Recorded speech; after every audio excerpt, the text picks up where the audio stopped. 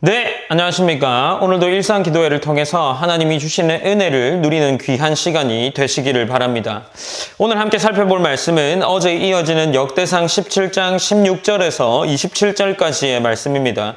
17장 서두의 부분이 다윗 언약에 대한 부분이라면 이제 17장 16절부터는 다윗 언약을 받은 다윗이 하나님께 하는 고백들이라고 할 수 있습니다.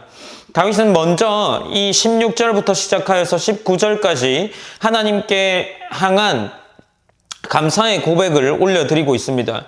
특별히 16절에는 다윗이 지금까지 하나님께 누린 은혜가 얼마나 감사한 것인지를 고백하는 듯한 표현들로 가득 차 있습니다. 16절에서는 다윗 왕이 여호와 앞에 들어가 앉아서 이르되 여호와 하나님이여 나는 누구이오며 내 집은 무엇이기에 나에게 이에 이르게 하셨나이까 라고 고백을 하고 있습니다. 먼저 다윗의 가정을 한번 생각해 봅시다. 다윗의 가정은 어떤 가정이었습니까? 목초지를 해서 양을 치던 사람들의 가정이었습니다. 그리고 다윗의 이 족보를 살펴보면 이제 그의 족보 안에 기생 라합이 있고 또 모압 여인 룻이 있습니다. 그렇다면 다윗이 자신의 족보를 볼 때 그렇게 크게 내세울 만한 이름이 있는 사람이 없던 거겠죠. 그러나 다윗이 지금 어떤 자리에 앉아 있습니까? 왕의 자리에 앉아 있습니다. 그래서 다윗이 지금 나에게 이에 이르게 하셨나이까 라고 하면서 하나님께 감사의 고백을 올려드리고 있는 거죠. 그리고 17절에서는 그에 이어서 하나님이여 주께서 이것을 오히려 작게 여기시고 또 종의 집에 대하여 먼 장래까지 말씀하셨사오니 여호와 하나님이여 나를 존귀한 자들같이 여기셨나이다 라고 그 고백을 이어나가고 있죠. 그렇다면 이제 17절에서 이야기하는 것은 다윗이 지금 장래까지 말씀하셨사오니 라고 이야기하고 있는 거죠. 다윗이 앞서 하나님과 이 관계 속에서 나단을 통해 들었던 것은 무엇입니까? 자신의 왕족, 자신의 이 이후에 있을 왕들을 영원히 견고하게 하시겠다는 하나님의 약속을 받았습니다. 그런 지금 다윗이 자기 자신이 스스로를 볼 때 너무나도 약하고 보잘것없으나 하나님께서 자신을 왕의 자리에 앉히시고 이후에 있을 먼 장래까지를 얘기해 주시니 하나님께 감사할 수밖에 없습니다 라고 이야기하는 듯한 그러한 고백들을 하고 있는 거죠. 그러면서 18절에서는 이제 다윗이 다시 주께 무슨 말을 하오리이까 주께서는 주의 종을 아시나이다 라고 말하면서 이미 다윗에 대해서 모든 것을 아시는 하나님께 그 하나님을 향한 그러한 고백들을 올려드리고 있는 거죠. 지금 다윗에게는 하나님을 향한 감사의 고백이 올려지고 있습니다. 그리고 나서 이제 이어지는 20절에서 22절까지는 찬양을 하고 있는 겁니다. 20절에서는 여호와여 우리 귀로 들은 대로는 주와 같은 이가 없고 주 외에는 하나님이 없나이다. 21절입니다. 땅의 어느 한 나라가 주의 백성 이스라엘과 같으리이까 하나님이 자기 백성을 구속하시려고 나가사 크고 두려운 일로 말미암아 이름을 얻으시고 애굽에서 구속하신 자기 백성 앞에서 모든 민족을 쫓아내셨사오며 주께서 주의 백성 이스라엘을 영원히 주의 백성으로 삼으셨사오니 여호와여 주께서 그들의 하나님이 되셨나이다 라고 이야기를 합니다. 그러니까 지금 다윗이 어디까지 올라가고 있습니까? 출애굽 시절까지 올라가서 노예였던 이스라엘 백성들을 건져내어 구원하시고 그 구원하신 백성들을 약속의 땅 가나안 땅으로 데려가서 전쟁 가운데서 승리하게 하시고 그들에게 땅을 차지하게 하시는 복을 주셨다라는 겁니다. 그래서 지금 다윗이 지금 비록 자신이 이후에 아주 긴 시간이 흘러서 왕의 자리에 앉아 있지만 하나님이 이스라엘 백성들을 끌어내어서 하나님이 약속한 땅으로 데리고 와 기적들을 일으키는 모든 것들을 기억하며 찬양하고 있는 장면이 나옵니다. 다윗은 지금 자신이 왕으로 앉아서 이 왕에 대한 감사뿐만 아니라 하나님이 어떤 존재인지 그리고 그 하나님이 나를 왕에 오르게 하시기 위해서 어떻게 이스라엘 백성들을 이끌었으며 어떤 방식으로 그들 가운데 하나님이 되셨는지를 기억하고 있다라는 거죠. 그러니 다윗이 지금 하나님께 찬양할 수밖에 없는 것으로 나타나고 있습니다. 다시 한번 앞선 본문을 정리해보면 다윗은 하나님에게 다윗 언약이라고 불리는 그러한 견고한 왕조를 유지하게 될 언약을 받게 됩니다. 그리하여서 16절에서 19절까지는 하나님께 감사의 고백을 올려드리고 이제 20절에서 22절까지는 출애굽까지 거슬러 올라간 역사적인 하나님의 이야기를 하면서 찬양을 하고 있습니다. 그리고 이어지는 23절에서 27절까지는 하나님을 향해 간구를 하게 되는데 23절은 이렇게 기록합니다.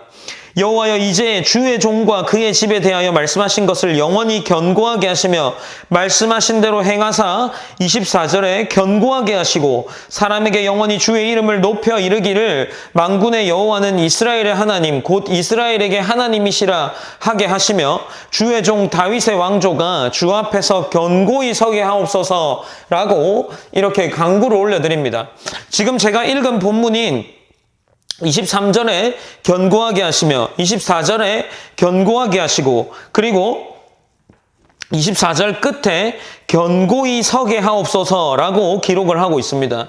그러니까 지금 다윗이 구하고 있는 것은 하나님의 다윗에게 약속하신 이 다윗 언약인 견고히 왕조를 영원하게 하겠다 하는 이것을 정말로 지켜달라는 간구를 하고 있는 겁니다.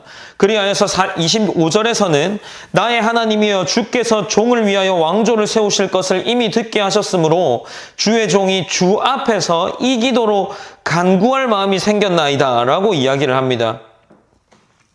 왕조를 세우실 것을 듣게 하셨으니 오직 주는 하나님이시라 라고 이야기하면서 이제 주의 종이 주 앞에서 이 기도로 간구할 마음이 생겼다는 겁니다. 하나님이 정말 나의 왕조를 견고하게 하시기를 기도할 마음이 생겼다는 거죠. 이미 약속하신 것을 들었지만 그것으로 만족하지 않고 그것이 내게 이루어질 것이다 그냥 생각하지 않고 다윗이 그것을 다시 한번 간구하고 있는 모습을 보인다는 것이 이게 다윗의 태도라는 거죠. 그리고 나서 이제 다윗은 26절에서 여호와여 오직 주는 하나님이시라 주께서 이 좋은 것으로 주의 종에게 허락하시고 27절입니다. 이제 주께서 종의 왕조의 복을 주사 주 앞에 영원히 두시기를 기뻐하시나이다. 여호와의 주께서 복을 주셨사오니 이 복을 영원히 누리리다 하니라 라고 기록을 하고 있습니다. 다윗이 지금 계속해서 자신의 왕조와 자신에게 복 주실 것을 기도하고 간구하고 있습니다. 오늘 본문은 사실 어려운 본문은 없습니다. 그러나 이 역대상 17장 16절에서 27절을 볼 때 다윗의 태도가 우리에게 인상 깊지 않습니까? 하나님께서 약속하신 이 다윗 언약을 들었을 때 다윗은 그저 그것이 자신에게 당연히 주어졌다 생각하지 않습니다. 자신이 어떤 과정을 통해서 왕이 되었는지를 기억하고 있고 그것을 기억할 때 자신이 하나님께 찬양하고 감사할 수밖에 없다는 것을 알고 그러한 감사와 찬양의 고백들을 올려드리고 있다는 겁니다. 그리고 그것들이 반드시 이루어질 것을 이미 알고 있지만 그럼에도 불구하고 다윗은 지금 그 약속들을 붙잡고 다시 한번 간구하고 있다는 거죠. 동일하게 우리에게 하나님의 약속들 그리고 하나님의 구원이 주어졌습니다. 우린 늘상 듣고 있죠. 우리가 자격이 없고 우리는 구원받을 위치에 있지 못하지만 예수 그리스도의 은혜로 말미암아 그 자리에 올라가게 되었다라고 이야기합니다.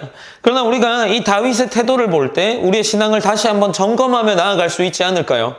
이 시간 우리가 함께 기도할 때에 우리를 종말적으로 볼 때 우리를 결국에 승리의 자리로 이끄실 겁니다. 우리가 수없이 그 말씀들을 나누고 우리가 또한 책 모임을 통해서도 그러한 이야기들을 함께 나누었습니다. 그러나 우리가 다시 한번 그 약속들을 붙잡고 기도했으면 좋겠습니다. 종국에 우리가 승리할 자리로 나아가겠지만 이 삶의 과정 속에서 우리의 모습들이 우리에게 주어진 구원과 또 우리에게 주어진 교회 사역들을 통해서 하나님께 기도해야 되지 않겠습니까? 하나님, 나 또한 다윗의 모습처럼 하나님께 감사함으로 찬양함으로 나아갈 수 있는 그러한 성도의 자리에 서 있을 수 있도록 하나님 인도하여 주시옵소서 주셔라고 기도하셨으면 좋겠습니다. 그러므로 말미암아 우리에게 주어진 이 약속의 간구가 정말로 우리 삶에서 우리가 경험하며 성취되기를 기도했으면 좋겠습니다.